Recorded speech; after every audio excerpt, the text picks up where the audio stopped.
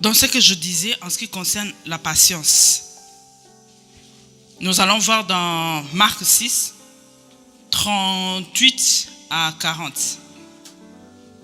Marc 6, Benita, 38 à 40.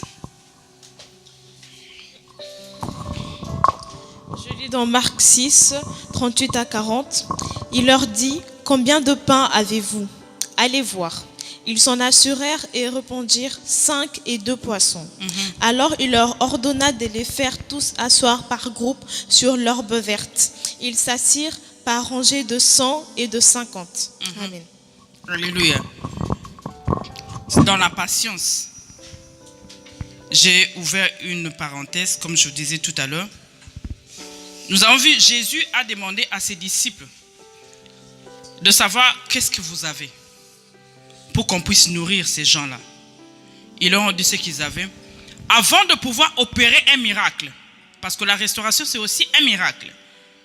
Avant de pouvoir opérer le miracle pour multiplier le pain, Jésus a dit aux gens, il a donné des instructions que faites-leur asseoir. Alléluia. Faites-leur asseoir. Et en rang. Par nombre de 100 et de 50, n'est-ce pas? Qu'est-ce que je tiens maintenant? Comment est-ce que j'ai pu analyser ça? Ces deux versets. Lorsque Dieu te dit assis-toi, ça fait partie de la patience. Quand on est assis, on est à l'attente de quelque chose. On s'attend à ce que Dieu puisse faire quelque chose. Amen. Une personne qui vient me demander quelque chose tout en étant debout et une autre qui est assise, je préfère donner à celle qui est assise parce que la personne va écouter ce que je vais lui dire. Tout comme les instructions. Amen. Regardez même auprès des enfants. Quand l'enfant vient te demander quelque chose, tu veux donner, celle qui est assise, yes papa. L'enfant va bien comprendre ce que tu veux lui dire. Amen. Assis-toi quelque part. Ça, je tiens vraiment à attirer l'attention des mamans. C'est souvent les mamans qui amènent les papas même dans un vent. Parce qu'on t'a parlé d'un grand church, on t'a parlé d'un prophète, on t'a parlé d'un méga archi-prophète, que tu entraînes toute ta famille. Dans l'agitation, Dieu n'a jamais agi dans l'agitation. Alléluia. Chaque fois même quand tu pries pour toi-même, tu peux chasser les démons. Tu peux t'opposer, tu peux proclamer une vie. Mais prie aussi pour le fruit du Saint-Esprit qui est aussi la patience. Amen. Si je suis ce que je suis aujourd'hui, parce que les gens qui m'ont encadré ont eu cet esprit de patience. Ils ont cet esprit de patience. Ils ont aussi un de leurs fruits du Saint-Esprit qui était la patience. Si tu n'es pas patient, tu ne sauras même pas manager avec ta propre famille. Manager avec ton entourage. Manager avec les choses de Dieu. Quand tu as tout le temps le cœur comme un chicken. Comment on appelle ça? Oui, comme une poule. Donc, quand quelqu'un a quelque chose, toi aussi, ton cœur, ça ne va pas. Je dois aussi en avoir. Je dois aussi faire ceci. Mais tu te compares avec qui? Tu cours pour aller où? Je tiens à te dire que le maître des temps et des circonstances est ton Dieu. Si je sais que Dieu, il maîtrise les temps et les circonstances, non, mais je ne serai pas du tout agité. Le vent peut venir de gauche à droite. Moi, je serai toujours patiente. Je vais patienter. Je vais attendre. Et je sais que lorsque je passe... Non, la patience a toujours été amère, comme les gens le monde disent. Mais avec un fruit délicieux. Alléluia. Et lorsque Dieu te donne quelque chose par moment, tu sais, il y a certaines bénédictions qui te font même oublier les peines du passé. Amen. Il y a certaines situations, certaines époques de vaches maigres. Que même le pasteur me disait, mais tu vas disparaître. Tu maigris, tu vas disparaître. Aujourd'hui, je ne sais plus. Amen. Aujourd'hui, je ne sais plus. Non, vous savez quoi? Si le pasteur m'avait pris une photo pendant ce temps-là, et aujourd'hui, non, c'est deux personnes tout à fait différentes. Alléluia. Parce que j'étais sous les pieds de quelqu'un. Dans la patience, tu dois accepter les remarques. Amen. En tant qu'enfant de Dieu, dans la patience, tu dois accepter à ce qu'on puisse te corriger. C'est ce qui prouve aussi ta maturité spirituelle. Amen. Moi, je n'ai pas un problème si quelqu'un vient me dire, voilà, tu vois ce que tu as fait là, ça m'a fait du mal. Ah bon? Ah donc je dois arranger. Oh, ok, sorry. La première des choses, je reconnais, hey, sorry. Donc je dois arranger. Non, j'arrange prochainement. Amen. La patience, on doit vraiment prier à Dieu que j'ai la patience d'attendre quelque chose de toi. Amen. Dieu peut te bénir avec un mariage. Quelqu'un peut aller forcer un mariage. Mais ton mariage à toi, comme tu l'as attendu dans la patience, en espérant que Dieu va faire quelque chose, ce sont les mariages qui durent. Amen. Ce n'est pas les mariages que quelqu'un s'est marié à 18 ans, à 15 ans. Non. Alléluia. Nos mamans, elles se sont mariées avant parce qu'elles avaient la maturité plus que nous aujourd'hui. À ce temps-là, à l'âge de 15 ans, une femme pouvait tenir une maison. Mais aujourd'hui, à l'âge de 15 ans, personne. Mais les femmes qui patientent, celles dont les gens ont insulté, se sont moqués d'elles. Non, mais quand elles se marient, tu sens même que la personne rajeunit. Tu vois même qu'en la personne, on sent un vent nouveau. Lorsque la personne te donne son âge, tu te dis non, c'est pas son âge. Amen. Dans la patience, tu enlèves le stress. Quand tu n'es pas patiente, tu risques de faire des graves bêtises dans ta vie. Et tu ne seras qu'une conseillère. Tu ne seras que quelqu'un qui va commencer à regretter. Si je savais. Mais lorsqu'on t'a demandé de patienter, tu n'as pas voulu patienter. Alléluia. À part le fait de s'asseoir quelque part. Une personne spirituellement bien battue. Tu dois avoir une église. Une seule église. Tu peux fréquenter, mais une seule église. Tu dois être soumis à l'autorité de la personne que Dieu a placée. Amen. Il peut y arriver de moments. Moi, il y a des gens par moi qui m'appellent, que je connais, que j'ai même connu avant que je puisse venir ici pour voir le pasteur. Amen. Mais si cette personne m'appelle, j'ai toujours prévenu le pasteur. Vous savez pourquoi? Premièrement, je voulais me rendre là-bas. Je veux me rendre là-bas sous sa protection spirituelle. Alléluia. Parce qu'aujourd'hui, il peut se dire que non, je ne savais rien, je ne sais rien, que cette personne est partie là-bas. Si quelque chose m'a tenu là-bas, ça ne sera pas lui. Dieu ne va pas du tout lui demander. Il n'aura pas de compte à rendre à Dieu. Amen. Vous qui allez, ce n'est pas mauvais. Dans des conférences, ce n'est pas mauvais. Mais est-ce qu'il y a eu la couverture spirituelle de ton père spirituel? Tu vas entrer en retraite. Non, je pars en retraite. Je voyage. On ne t'interdit pas. Mais est-ce que tu as déjà prié pour ça? Amen. Tu as déjà prié pour ça. Je remercie une fois Dieu. Maman voulait se déplacer. Mais elle a voulu assez qu'on puisse prier pour elle. Alléluia. Que Dieu te bénisse. Parce que moi je me disais, même si tu allais quelque part et que tu rencontrais un danger, parce que les anges qui obéissent sous l'onction de ton pasteur étaient avec toi, tu vas te rendre compte que les autres seront atteints. Toi, tu ne seras pas du tout atteint. Alléluia. Avant de pouvoir partir, je demandais la permission. Pasteur, comment tu trouves quelqu'un m'a fait ceci, m'a fait ceci? Il m'a dit, selon ce que moi je connais de ces gens-là, je préfère ne pas. Non, je me suis dit, la première des choses, c'est d'obéir. Alléluia. Parce que si je recevais une flèche là-bas, lui, il ne va pas répondre auprès de Dieu. Amen. Quand on a dit au peuple de s'asseoir, ils se sont mis assis. Il y avait l'obéissance dans la patience. Amen. Ils ont obéi, ils étaient assis. On te dit non, pour cette histoire, entre en prière. Attends ce que Dieu va nous dire. Et nous ne pouvons pas du tout obliger Dieu. J'entre à prière, parle-moi. Non, il peut ou ne pas le dire. Voilà pourquoi il est souverain. Tu peux entrer en retraite, tu sors, Dieu ne t'a rien dit, mais tu sens quand même la quiétude. Tu sens quand même que ma prière a été exaucée. Alléluia. Mais Dieu n'a rien dit. On entre aussi dans des prières comme ça. Tu forces, tu te dis, mais Seigneur, dis-moi quelque chose. Non, Dieu ne dit pas. Son silence n'est pas son absence. Alléluia.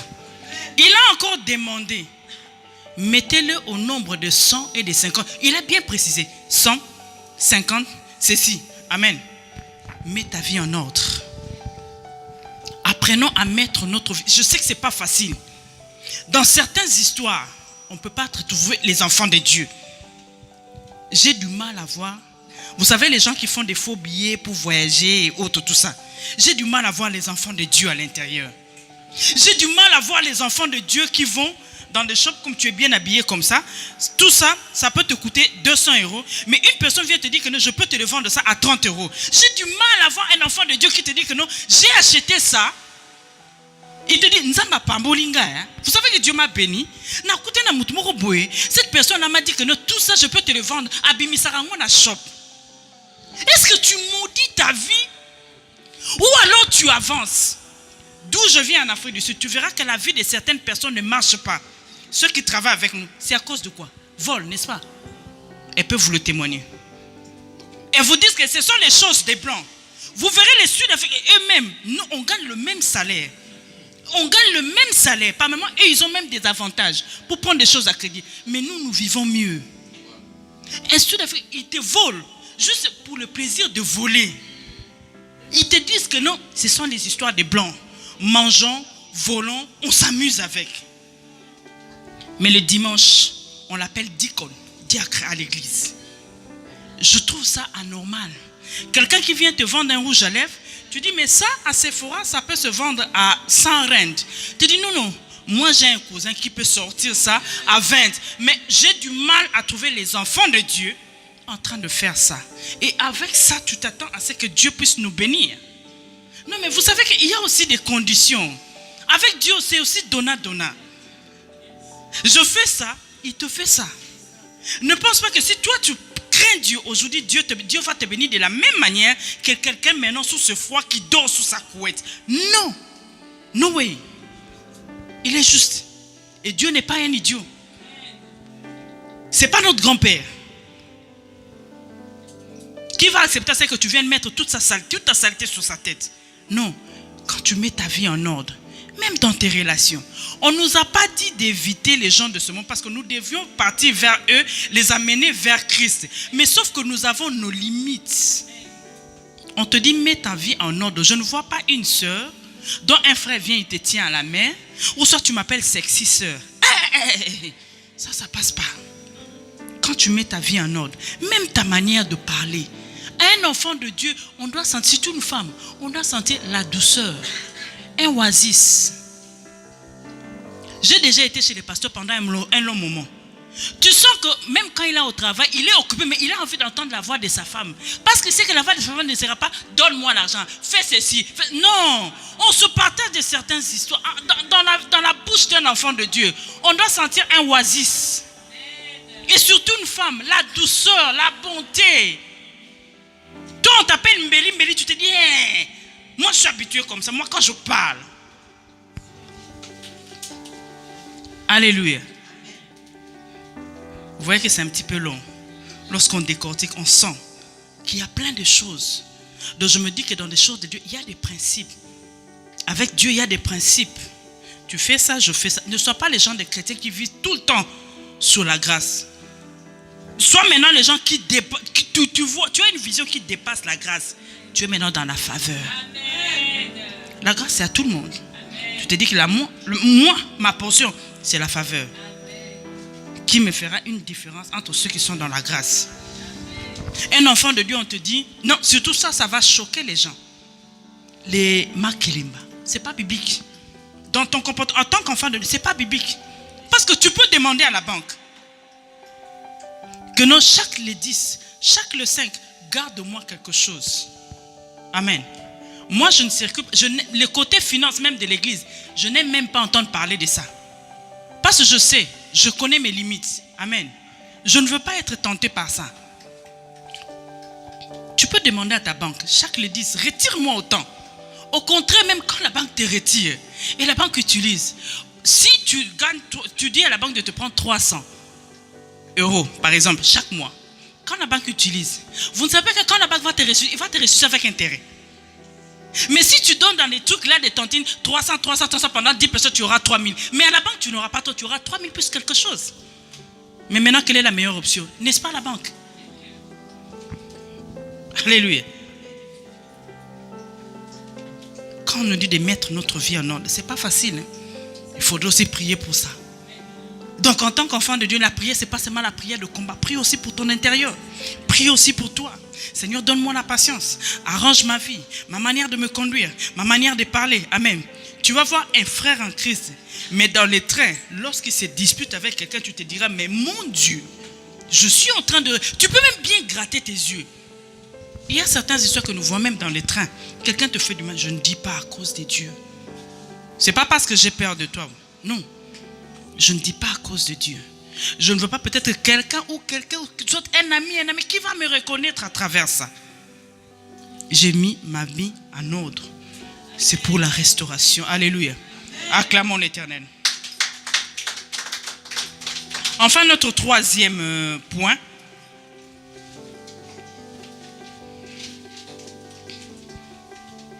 Oh pardon, j'ai oublié une petite parenthèse. En ce qui concerne la patience, tu vas te poser la question, comment est-ce que je peux patienter? Amen. Tu ne vas pas être comme ça, je m'assieds comme ça, j'attends que Dieu me bénisse. Non.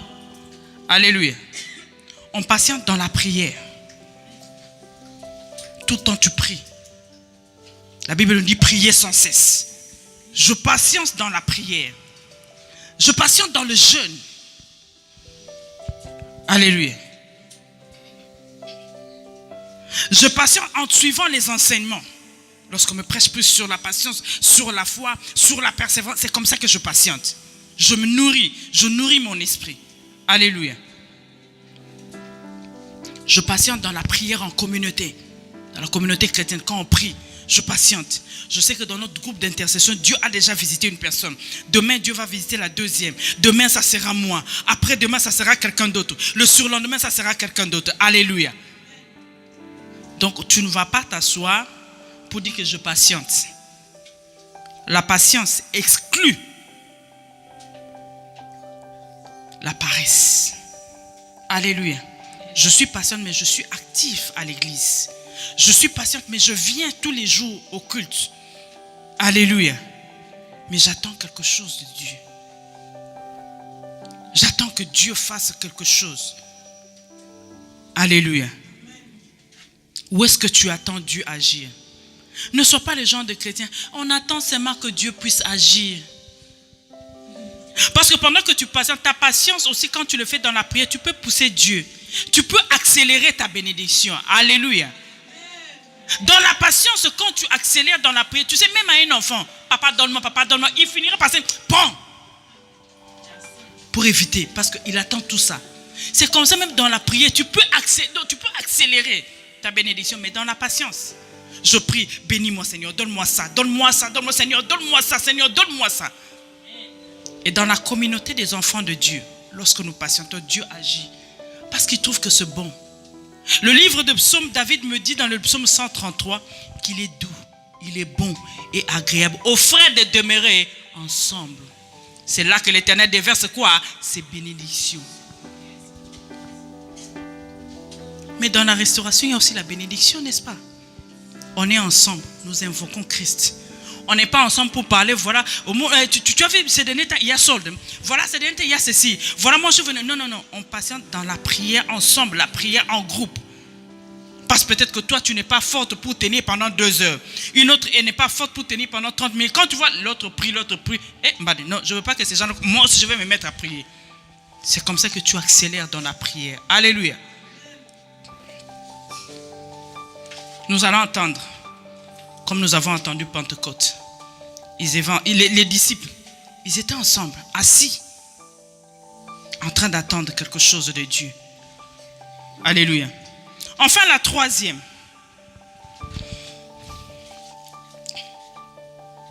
La troisième clé.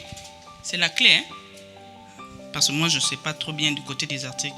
Voilà, d'ailleurs, je m'efforce même à bien parler français. Nous avons parlé de la foi. La foi. La foi. Qui peut nous définir la foi? C'est une ferme assurance.